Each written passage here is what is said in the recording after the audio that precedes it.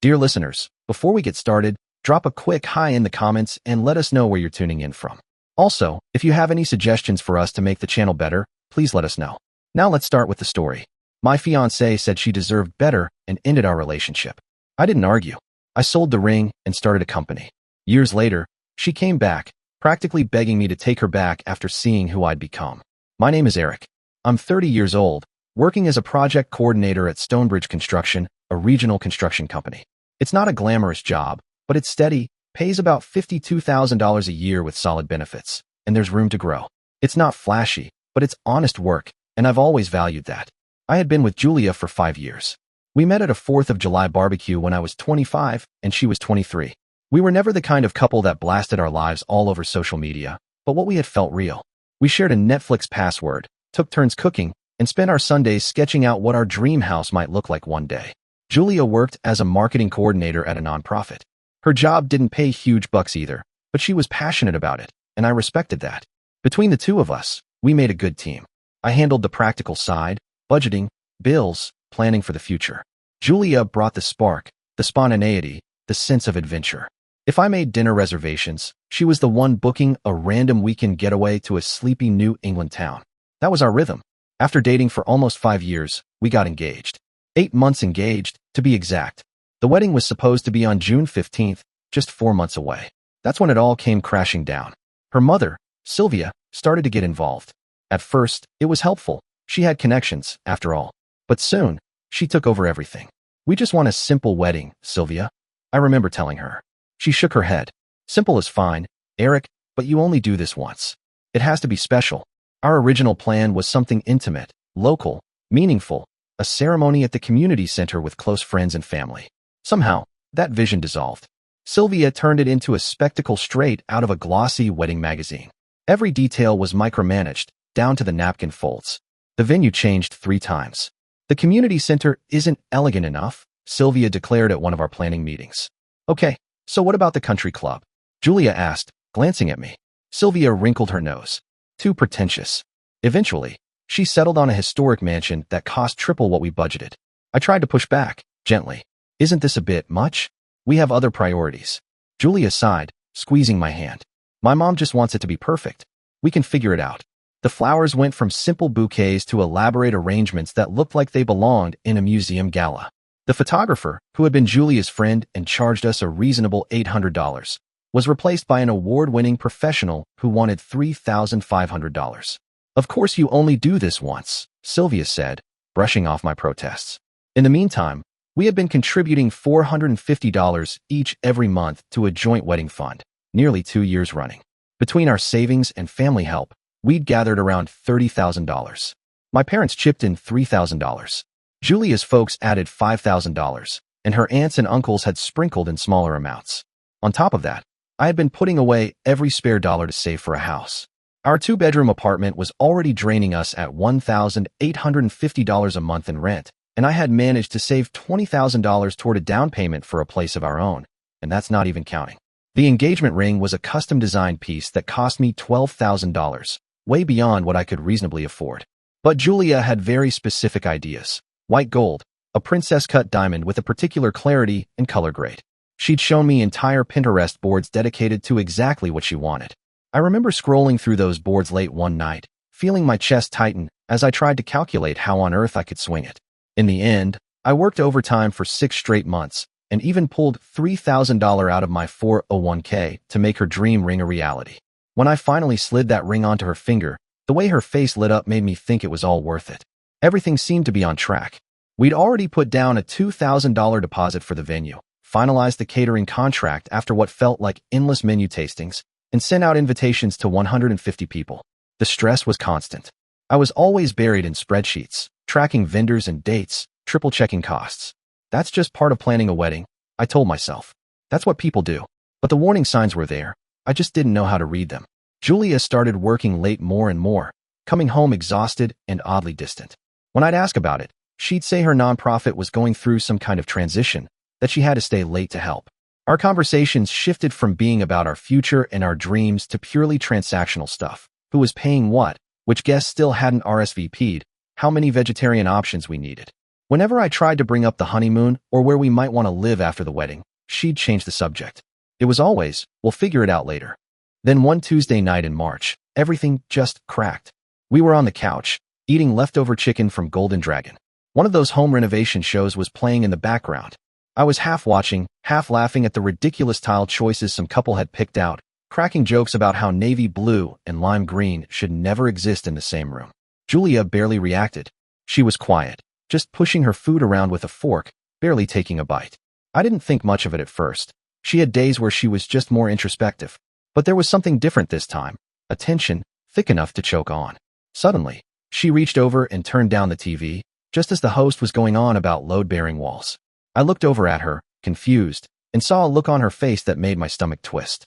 "I can't do this anymore," she whispered, almost drowned out by the hum of the air conditioner. Still half focused on the show, I tried to keep it light, joking, "What, the tile? Yeah, it's a crime against humanity." She shook her head, and I saw tears pooling in her eyes. "I don't mean the show, Eric. I mean all of this. The wedding. Us. I'm not ready for this level of commitment." It was like someone had taken a crowbar to my chest. I couldn't even process what she was saying. Not ready? After 5 years? With the wedding just 4 months away? The invitations had already gone out. Her cousin had booked a flight from Seattle. My hands were trembling as I set my chopsticks down. "What do you mean you're not ready?" I asked, my voice cracking. And then came the speech, one she had clearly rehearsed many times. She said she needed to find herself, that she felt trapped by the idea of marriage. Sitting there on our couch, picking at cold chicken, she looked at me with eyes that were already far away. "I'm afraid of losing my identity if we get married," she said, voice trembling. I need to travel, to see who I am without being tied down. I want to explore life before I settle down completely." That phrase, settle down, cut me deep. It made it sound like marrying me was the same as settling for something second-rate, like I was an anchor instead of a partner.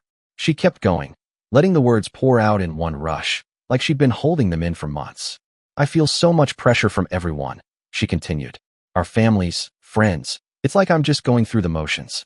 I don't even know if I really want to get married, or if I'm just doing what I'm supposed to do." Then she paused, swallowing hard, and took a shaky breath. "It's like I've been sleepwalking through life, Eric. I need to wake up. I need to figure out my authentic self." The pit in my stomach turned to stone. I searched her face, my mind spinning. I had to know. "Julia, is there someone else?" I asked, trying to keep my voice steady even as my chest burned. She froze. I could see the calculation in her eyes, the way she weighed every syllable before speaking. "No," she finally said. "There isn't. This is about me. It's not about anyone else. It's a personal decision." Of course, the classic breakup lines, served up with tears and shaky hands, and what seemed like sincerity. But here's the thing about me. I've never been someone who yells or breaks things. I grew up watching my father rage over everything from traffic jams to burned toast, and I promised myself I'd never do that. When something huge hits me, I don't react with emotion. My brain switches into practical mode, like a circuit breaker tripping. So when Julia told me she wanted to call off the wedding, I just took a breath, leveled my voice, and said, "Okay, I understand." The look on her face was almost comical, as if I'd started speaking in another language. "That's it?" she asked, her eyes wide. "You're not going to fight for us?" I could see what she expected, that I'd beg, maybe get down on my knees, promise to change, suggest postponing the wedding or trying couples counseling. But no, I knew you couldn't convince someone to love you or to want a life with you. I'd seen that in my parents' toxic marriage, my dad twisting my mom's heart until she broke. "If this isn't what you want," I told her, calm and measured, "it would be selfish for me to insist. I want to marry someone who is happy to take that step, not someone who feels trapped." That did it. She broke down, sobbing in a way that felt final, like she finally understood there was no going back. The next 3 weeks were a blur, absolutely exhausting, mentally and emotionally. Calling the vendors, negotiating cancellations, fielding angry phone calls, tracking down deposits. It was like having a second full-time job on top of my actual one. I tried to get our deposits back. One by one, I called vendors, scoured emails for cancellation clauses, and did the exhausting work of explaining the situation over and over. I called relatives too, each call a painful rerun of the same story. "The wedding's off." "No, it wasn't sudden." "Yes, we're both okay." Some of them were kind. Others just sounded confused, like they didn't know what to say. But most of the vendors? They kept the deposits. Contracts were contracts. We lost about $8,000 right away, no discussion, no room for appeal. That money was gone. Oddly enough, the worst part wasn't Julia. It was her family, especially her mother, Sylvia. She didn't come at me directly. It was more like a steady stream of subtle jabs wrapped in polite tones. Passive-aggressive comments that started to pile up like emotional paper cuts. Well, maybe if Julia hadn't felt so smothered. You know, some women just need space to grow. Not everyone thrives under structure. According to her, I was controlling. I was the one who rushed Julia into the engagement. I didn't give her the space to find herself. That this was all my fault. Of course, that version of the story spread faster than truth ever could. Among our friends, Julia became the heroine of a soul-searching narrative. I was the obstacle, the symbol of everything she needed to break away from. People love a dramatic reason, something to blame. Anything to avoid admitting that sometimes a relationship just ends. At work, my coworkers were more understanding. They checked in with quiet concern, offering sympathy in the form of coffee. And you doing okay, man? A few of them asked, you think it's just cold feet? Maybe she'll come back around. But I had to keep explaining it wasn't about nerves or timing. Julia hadn't asked to reschedule. She'd asked to end things. Permanently. Then, a couple of weeks after the breakup, I got a text from her. She wanted to meet and sort out the finances, the joint account, the wedding fund, everything. We agreed to meet at a neutral place, the Daily Grind, a coffee shop downtown that neither of us had ever been to. When she walked in, I barely recognized her. Her whole style had changed, loose-fitting earth-tone fabrics, stone necklaces, hair unstyled and natural. She looked like she'd just stepped out of a boho boutique. She ordered something I couldn't even pronounce, oat milk, syrups, some chai cinnamon hybrid. I just asked for a black coffee. I hadn't had much of an appetite for weeks, and the idea of sorting through a complicated drink menu felt exhausting. The checking account was easy. We had about $3,000 left in it for regular shared expenses. We split it cleanly, $1,500 each, through the banking app. Then she pulled out a notebook. Small, spiral-bound, with pages covered in her familiar neat handwriting. My share of the wedding fund is $14,500, she said, her voice steady, eyes on the paper. I opened the app, checked the balance. After all the cancellations and lost deposits, we had $29,000 left. Her math was spot on. I didn't argue. I just tapped through the steps, transferred the money. Watching that much money disappear in one click felt like swallowing glass. But I stayed quiet. Then came the part one hadn't prepared for. She reached into her bag and slid the engagement ring across the table. The light from the window hit the diamond at the perfect angle. It sparkled, just like it had the day I picked it up from the jeweler. I remembered that day so clearly. The weight of the box in my pocket, the nerves, the excitement. How perfectly it fit her hand. She didn't look up. She kept her gaze on her drink. You should keep it, she said softly. It's custom and all that. I picked it up and slipped it into my pocket. I didn't know what else to say. Thanks, was all that came out of my mouth. There were no emotional speeches. No dramatic declarations. No last-minute movie scene farewell. Just two people dividing what was left of a 5-year relationship like they were sorting through boxes after a move. It was strangely quiet, almost businesslike. And yet, as I drove home in my old Civic, something gnawed at me. Her new wardrobe. That little notebook with her meticulous calculations. The smooth, rehearsed delivery of her whole new path speech. This wasn't impulsive. Julia had been planning it for months.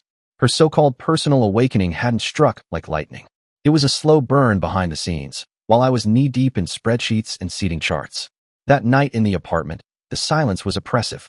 She had already taken most of her things, her books, the decorative cushions, her framed photos of us and her family. The kitchen felt stripped bare. All that remained was the furniture I'd bought, the walls I'd painted, and a faint outline of the life we were supposed to build together. It didn't feel like home anymore. It felt like a hotel room, functional but completely devoid of soul. In my hands, I held the ring. The same one I'd once poured my heart and savings into, $12,000 worth of white gold and a princess-cut diamond. Now, it was just metal and stone. I sat there, staring at it, wondering what the hell I was supposed to do. The lease was good until August. I could technically afford the rent alone, but it would mean slashing everything non-essential. No dinners out. No weekend trips. No extras. Most of the furniture was mine, the bed, the couch, the desk, but the warmth? The little touches that had made this place feel like a home? That had all been Julia. Around 8 p.m., Reed showed up. He had a pizza in one hand and 2 cans of energy drinks in the other, his version of emergency care. We've been friends since sophomore year of high school. Reed's an electrician, and a damn good one. Mostly residential work, though he'd done a few commercial projects. He never went to college, didn't need to. He had a mind built for problem solving and a work ethic I've always admired. For years, we'd talked about starting our own construction company. He'd handle the electrical side. I'd take care of the business end, planning, permits, management. We even had a name picked out, ENR Contracting. Eric and Reed. It was always a dream that lived in the future. Someday, we'd say, when the time's right, when we have the capital. While I was digging around the kitchen for paper plates, Reed spotted the ring sitting on the counter. He let out a low whistle. Damn, you going to return that? I shook my head. Already called the jeweler, I said, pulling 2 slices from the box. Custom pieces have no resale value. I'll be lucky to get 6 or 7 grand at a pawn shop. Reed went quiet, staring at the ring like he was doing some kind of mental math. Then something shifted in his expression, that spark I knew too well. Focus. Excitement. Eric, he said, suddenly energized. Listen to me. I raised an eyebrow. Please don't say this is a sign from the universe. He grinned. What if it is? A sign of what? That I suck at picking partners and should just stay single forever? I deadpanned. No, man. Think about it. He leaned forward, eyes lit up. We've been talking about ENR Contracting for 3 years. You've got $14,500 from the wedding fund. You'll get something for the ring. You've been saving for a house. That's real capital. We could actually do this. I laughed, half in disbelief. Reed, that's literally all the money I have. What if we blow it all and end up broke and jobless in 6 months? He shrugged, still grinning. And what if we don't? What if this is the start of something big? And that's when it hit me, like a lightning bolt. I was 30, single for the first time in 5 years, with no mortgage, no kids, no obligations tying me down. If there was ever a moment to gamble on myself, this was it. In 5 years, I could be married again, maybe with kids and a mortgage and 1,000 reasons not to take risks. That window doesn't stay open long. I looked across the table at Reed and asked, how much do we need to do it right? Reed's eyes went wide when he realized I was actually serious. Okay, a truck, tools, insurance, licenses, enough to keep the lights on for 6 months, he rattled off, his brain already in high gear. 35 to 40 grand to get a solid start.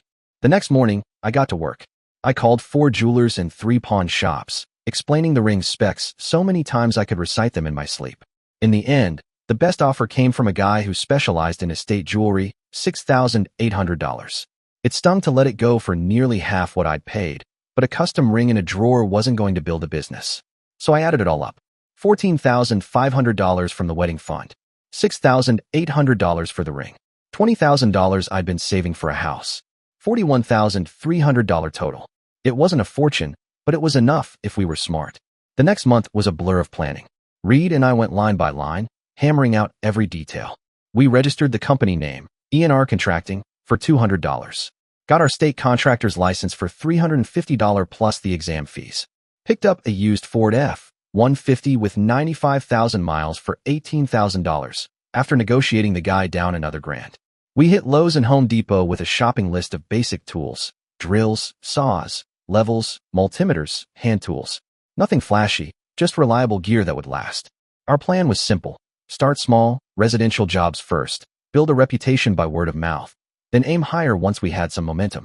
I slashed my expenses to the bone, gave up the 2-bedroom apartment, and moved into a $950 a month studio, barely half of what I'd been paying before. Every penny had to feed the business. Reed quit his job at Johnson Electrical after 8 years. I still remember the grin on his face the day he left. It was a big risk, but he was all in. In July, we officially launched ENR Contracting. I handed in my resignation at Stonebridge. My boss tried to keep me with a raise and a promotion, but my mind was made up. I appreciate it, I told him, shaking his hand. But this is something I have to do. I trained my replacement and left on good terms. No reason to burn bridges. The first 6 months were brutal. 14-hour days, 7 days a week, no breaks. We took on anything. $1,200 bathroom remodels that took 3 days, electrical upgrades in attics so dusty you'd choke, decks under the blazing summer sun. I handled permits, invoicing, customer service, scheduling, the accounting, everything that kept the business side alive. Reed ran the electrical, but we both picked up hammers and paintbrushes, did demolition, cleaned up drywall dust, whatever needed doing. Money was razor thin. Sometimes we didn't know if we'd have enough to buy materials for the next job. We lived on instant noodles and peanut butter sandwiches, fueling ourselves with cheap coffee and determination. My tiny studio turned into HQ. I shoved a folding table and 2 bargain chairs from Walmart into the corner of the dining area and called it an office. Our first client came through one of Reed's old coworkers, an elderly couple who wanted to rewire their kitchen. 2 days of work, $800. They were so happy they passed our name to a neighbor who needed the same thing. And so, little by little, it started to work. We finished jobs on time, on budget, and clients appreciated both our quality and how we actually explained what we were doing. Word started to spread. By the 8th month, we had a waiting list. The key was simple: treat every single project like it was the most important one. Show up on time, leave the place clean, communicate clearly. Basic professionalism, but you'd be surprised how many contractors just don't bother.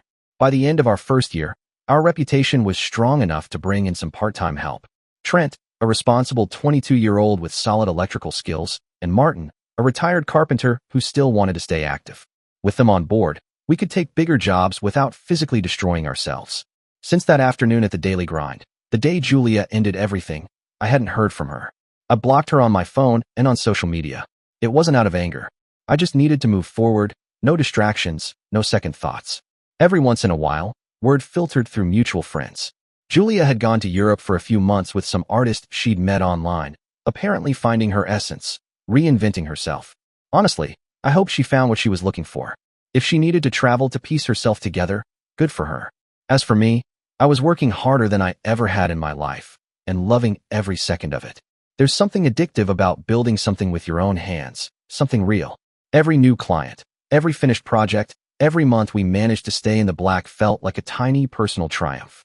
Year 2 came around, and with it, a wave of growth we hadn't even expected. We signed a lease on an 800-square-foot office in a small commercial plaza, enough space for a reception area, some storage, and a corner for our tools. We hired 4 full-time employees, including Selena, who took over the mountain of paperwork and scheduling I'd been juggling. We weren't getting rich, but we were making it. Reed and I pulled in about $48,000 a year each, actually a bit less than our old salaries, but this time with no ceiling, no one limiting us. The work was grueling, sure, but it was also rewarding in a way no corporate job had ever been. We were creating something useful, something the community valued, something that would last. Then came the newspaper article. It was a Wednesday morning, nearly 2 years to the day since Julia had ended our engagement. I was at my desk, reviewing proposals for a new commercial remodel, when my phone started going nuts. Texts, calls, notifications, one after the other. My sister, Jillian, texted, "Eric, oh my God, you're in the business section." Then my mom, "So proud of you, honey. I saw the article." A couple of clients texted too. "Congrats on the feature." Reed came storming into my office, beaming ear to ear, waving a copy of the paper. "Dude," he shouted, "you've got to see this." He slammed it down on my desk, folded to the business section. There, covering a solid quarter of the page, was the headline: Local Success Stories, Small Businesses, Big Achievements. And right below it was a photo of Reed and me standing in front of our new office, both wearing navy polos with the ENR contracting logo printed across the chest, arms folded, smiling like idiots. The article told the whole story: how 2 guys with a truck and an idea turned it into a company with 10 employees. In just 2 years, too, they wrote. The reporter had interviewed several of our clients, and every one of them praised our reliability, our follow-through, our communication. That felt good to read. The article even mentioned how we started ENR contracting from personal savings after I redirected the money from a canceled wedding. Which, let's be honest, was a polite way of saying, this guy's life blew up, and he built something out of the rubble. It was a fantastic piece. The kind that makes you look like the embodiment of the entrepreneurial dream. And honestly, that's exactly how it felt. Sure, it wasn't the New York Times, maybe a local circulation of 15,000, but seeing my story in print, seeing our sweat and stress recognized, was incredible. The reporter had spent a solid hour talking to me, asked about our growth strategy, how we managed to weather the first year, what advice I had for others trying to do the same. Seeing all of it in black and white made the whole journey feel real. I was showing the article to Martin, our part-time carpenter, when my phone buzzed. A text.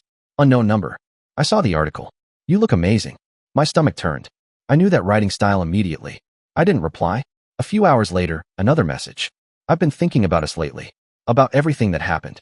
Again, I ignored it. I showed Reed the text that evening as we wrapped up for the day. He glanced at them, then looked at me with that dead serious expression he saves for when he's not messing around. "Block that number, man," he said. "Nothing good comes from going back there." I nodded. "Yeah, I know." But a little part of me was curious, so I didn't block it. And then, this morning, I woke up to a wall of text. One of those epic messages that blows past the character limit, split into 3 or 4 notifications in a row. I sat on the edge of my bed, reading. She said she'd made a huge mistake, that her mother had pushed her to break off the engagement. That the artist she'd run off with turned out to be a leech, living off her money, failing at every half-baked project he started. Big shock there. She'd moved back in with her parents. Was working at Target now. Said she'd done a lot of reflection. But then there was this one line that made me burst out laughing, right there in my tiny apartment. I see who you've become, Eric. I want to be a part of what you're building. Not I miss you. Not I love you. Not even I'm sorry. Nope. Just I want to be part of what you're building. Like she saw a successful company and wanted to hop on the train. Like a vulture circling something profitable. I took a screenshot and sent it straight to Reed with a quick note. You're not going to believe this. His reply was immediate. Don't you dare. Seriously. I didn't reply to Julia, and I have no intention of ever replying. But something told me this wasn't over, and I wasn't wrong. A week after I ignored her last message, the real offensive began. It was coordinated, almost military in precision. The first strike didn't come from Julia. It came from her mother. Reed forwarded the email to me with a subject line that simply read, Dude, you have to read this masterpiece of manipulation. It was from Sylvia. Subject, a mother's concern. I clicked it open and read, my eyes narrowing with every line. It was astonishing, a jewel of audacity. The tone was soft, concerned, even reasonable. But the subtext? A blade wrapped in lace. She painted Julia as some sort of victim, a fragile soul overwhelmed by the crushing weight of social expectations, who had felt she had to give up her identity for the idea of marriage. She even praised Reed, calling him a pillar of strength and loyalty during my difficult times. But then came the twist. Sylvia subtly implied that Julia had played an essential emotional role during the years I was developing my vision. She referred to it as formative support. According to her, maybe it wasn't unreasonable to suggest that Julia's initial contribution to my emotional journey should be valued and recognized. Translation: Julia felt she deserved a slice of ENR for simply having been around back when it was just an idea scribbled on napkins. We didn't respond. But then the weird coincidences started. I wouldn't call it stalking, not quite. But the pattern was impossible to ignore. Reed and I would be having lunch at our usual spot, and 20 minutes later, she'd show up. Not to talk, just passing through for a coffee. We'd stop at Home Depot to grab materials, and there she was again, shopping for her mom. Another day, we hit the bank to deposit a client check, and who's at the ATM outside? Julia. Every time, it was the same routine, a polite smile, a little wave, like we were old friends bumping into each other by accident. Cordial, not invasive. Just present. But then came the direct hit. At a monthly Chamber of Commerce meeting, one of those mildly boring but useful networking mixers for local businesses, I was mid-conversation with the owner of a property management company. We were talking about recurring maintenance contracts. Things were going well, until I felt a hand on my shoulder. I turned. Julia. She looked nervous, but determined. No more scarves and flowing fabrics. She was dressed in a crisp, dark blazer, polished, professional. The whole new Julia vibe had been wiped clean. Eric, she said, voice low but firm, please. Can we talk for 5 minutes? I didn't answer right away. But then, like clockwork, Reed appeared beside me, shoulders square, arms crossed, not saying a word. Bodyguard mode. The company owner looked at us, politely backed away, and disappeared into the crowd. 5 minutes, I said finally. We stepped outside into the parking lot. The moment we were alone, her composure cracked. Tears came fast. Her voice trembled. Everything I texted you is true, Eric, she said, wiping her face. I was a fool. I threw away the best thing I ever had because I was confused and scared. I said nothing. My face was blank. Stone. She kept going, desperate to fill the silence. I want us to try again, she said, voice cracking. Look at everything you've accomplished. It's impressive. I always knew you had that potential, that drive. Then she said it, the line that stripped everything bare. I want to be your partner in all of this. Again, there it was. No apology, no remorse, no mention of love or regret, just ambition. She didn't miss me. She missed the direction my life was heading. She had been watching my success unfold from the outside, and now she wanted to jump onto a train that had already left the station. Julia, I said calmly, evenly, you gave up your place in my life the day you decided you needed to find yourself. I respected that. I still do. But it's final. It was like a switch flipped. The tears stopped instantly. The softness in her face hardened, and the vulnerability disappeared like mist in the sun. What was left was cold calculation. I helped make this possible, Eric, she said, her tone sharpening. That money was for our wedding. We saved it together, for our future. I let out a short laugh, not mocking, just exhausted. That money, I replied, was in a joint account, and we split it legally, based on what each of us contributed. I used my share to build something. I looked her in the eyes. You used yours to travel through Europe with your artist boyfriend. That was your choice. And my mistake. She snapped back, her voice rising now, heat creeping in. Are you really punishing me for one mistake? For being honest about how I felt? This isn't punishment, I said, still keeping my voice level. It's protection, for me, for Reed, for our employees. I can't let someone back in just because what we built is valuable now. I didn't wait for a response. Without another word, I turned and walked back into the building, leaving her standing alone in the parking lot. That night, Reed and I sat in the office well past closing time, just staring at the wall, half-eaten takeout growing cold on the desk. She's not done, Reed said finally. And I don't think it's just her anymore. Her mom's got her hands all over this. He was right. First thing Monday morning, I made a call. I hired Derek, a business attorney who specialized in small business legal protections. His reputation was impeccable, and I wasn't taking any chances.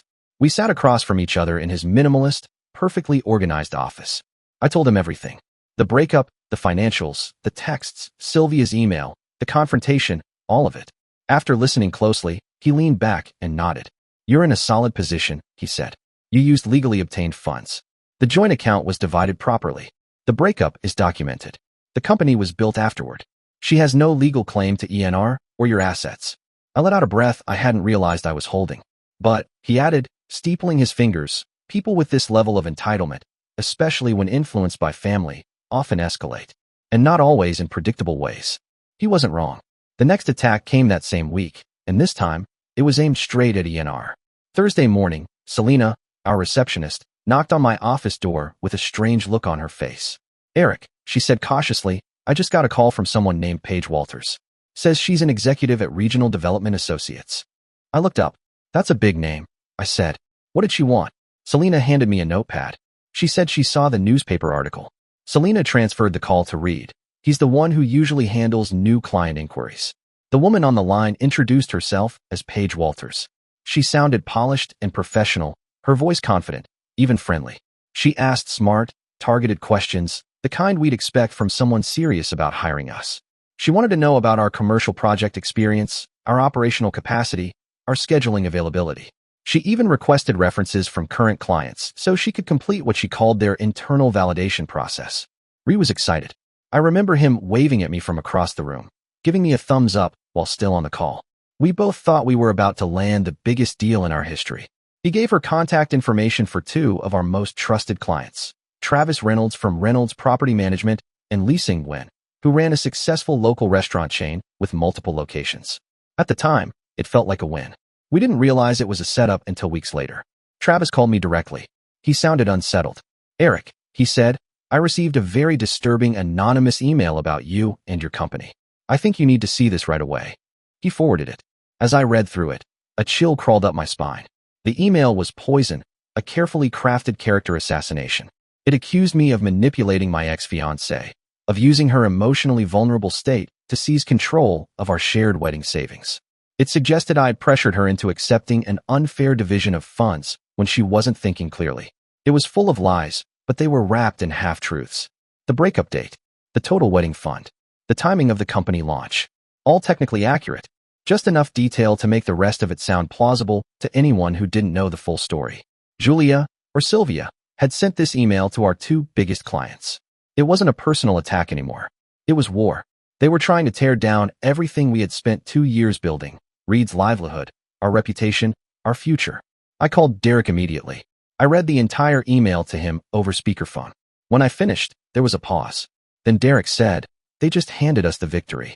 This is a clear-cut case of defamation and business sabotage.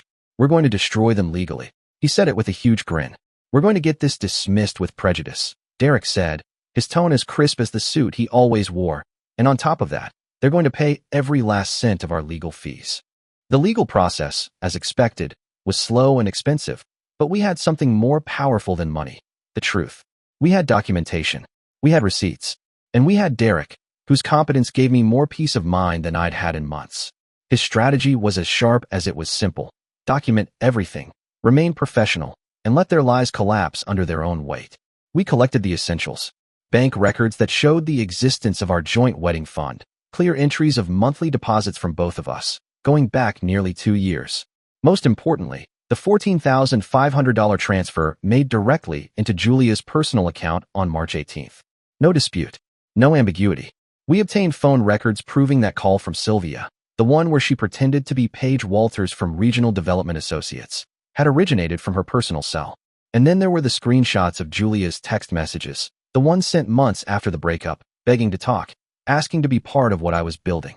We even printed out Sylvia's email to read, the one laced with veiled accusations and soft-spoken threats, wrapped in passive-aggressive faux concern. But the moment everything turned was during Julia's deposition. It was 6 months after they filed the lawsuit. Derek was methodical, calm, and absolutely relentless. His voice never rose, but each word landed with precision. "Ms. Miller," he began, deliberately using her maiden name, "did you voluntarily receive $14,500 into your personal account on March 18th? She shifted uncomfortably. "Yes, but I was emotionally unstable at the time." Derek didn't even pause. "And you used that money to travel through Europe for 3 months, beginning just 10 days after receiving it. Correct?" There was no way out. She hesitated. Swallowed. "Yes," she whispered. That's when Derek really went in. He laid out a calendar of events, flight reservations to Paris, hotel bookings in Florence, Airbnbs in Prague. All of it printed out and tabbed for clarity. Her Instagram posts, captioned in French and Italian, with inspirational quotes and cappuccinos. The receipts were dated before our meeting to divide the money, March 15th. The plane ticket? Booked 3 days before we ever sat down to decide how to split the funds. It was already planned. All of it. Her entire story, that I manipulated her, pressured her when she was fragile, disintegrated. And then came the final blow. We had call recordings. Everything at our office was recorded, a precaution we implemented early on. The call from Paige Walters? We played it. The voice was clearly Sylvia's. Even Julia recognized it. Her face went pale. The confident, wounded plaintiff vanished before our eyes. Her own lawyer knew it was over. A week later, they filed a motion to withdraw the lawsuit. Quietly, trying to avoid the full spectacle. But we didn't let it slide. Derek filed for sanctions immediately, arguing that this was a frivolous, malicious attempt to sabotage a legitimate business and slander my name. The judge reviewed everything: the forged inquiries, the defamatory emails, the timeline of events. His decision was immediate and unequivocal, in our favor. Julia and Sylvia were ordered to pay over $19,000 in legal fees. Ironically, it was more than Julia had tried to take from me. Now she owed it all, with interest, directly to my attorney. But the real victory wasn't financial. It was the ripple effect. News travels fast in a business community like ours. Word spread about the lawsuit, the lies, the fake client calls, the desperate emails. People paid attention. What was once just drama between exes had now become a warning story about manipulation and defamation. Julia and Sylvia, once respected, at least socially, were now radioactive. Acquaintances who had once bought into the woman trapped in a difficult relationship narrative changed their tune. When people around town finally learned what Julia and Sylvia had tried to pull behind my back, the sympathy they'd once had for them evaporated. The truth had a way of shining through, even if it took a while. Word traveled fast about how Sylvia and Julia had practically destroyed their own family, trying to take me down. From what a couple of contacts told me, the financial hit had shattered whatever bond they'd shared. Sylvia blamed Julia for being weak, for dragging her into a lawsuit they couldn't possibly win. Julia blamed Sylvia for pushing her to sue in the first place when she'd only wanted to settle things quietly. One afternoon, a mutual friend ran into me at the hardware store and said, "Hey Eric, did you hear they had to remortgage Sylvia's house?" I nodded, expression calm. "Yeah, I heard. They're tearing each other apart," he added. "You dodged a missile, man." It was true. They'd taken out a second mortgage to pay off the $19,000 judgment. Julia ended up moving back in with her parents just to help cover the payments. But their home had turned into a battleground, every day, blaming each other for what happened, for the debt, for the damage to their reputations. Julia had picked up a retail job at a department store, but her paycheck barely covered her share of the repayment plan. Years, it would take. Years of working for something that wouldn't even move her forward, just to erase her mistakes. And worst of all, she was living with parents who no longer wanted her there, under a roof poisoned by resentment. Her credit was shot, her confidence shattered. Meanwhile, at ENR, things were moving in the opposite direction. Reed and I had finally signed a contract to remodel a medical center, the biggest job we'd ever landed. We doubled our team within a year. I went from agonizing over every invoice to looking at plans to hire supervisors, purchase new equipment, grow strategically. It was the kind of momentum I dreamed of. And on a quiet Saturday afternoon, I signed the closing papers on a modest, solid house. Nothing flashy, nothing for show. Just a home, a real home, bought with honest work, a place that would stand as proof of what happens when you bet on what's right instead of what's easy. Reed stopped by the new place after I moved in. He stood in the doorway, grinning. "Look at this, man. Look how far you've come." "Yeah," I told him, looking around at the clean, empty walls. No chaos here, just peace. There was still plenty of change all around me. New projects, new employees, new challenges. But one thing I promised myself would never change again. I'd never open doors I'd already proven should stay closed. A couple of months later, another acquaintance at a Chamber of Commerce event made an offhand comment while we shook hands. "Hey, Eric, you know Julia tried to ask about you, right?" I just smiled. "She can wonder all she wants." He nodded. "Yeah, she finally seems to understand what she lost." I didn't answer. There was nothing left to say. I just smiled peacefully, feeling that deep, calm certainty in my chest. Because I had learned one of the hardest lessons of my life. Not everything deserves a response. Sometimes the best closure isn't a grand gesture or a final confrontation or even a visible victory. Sometimes the most powerful thing is silence, progress, and the peace of knowing you moved on without looking back. Dear listeners, please share your thoughts in the comments section below and don't forget to like, share, and subscribe.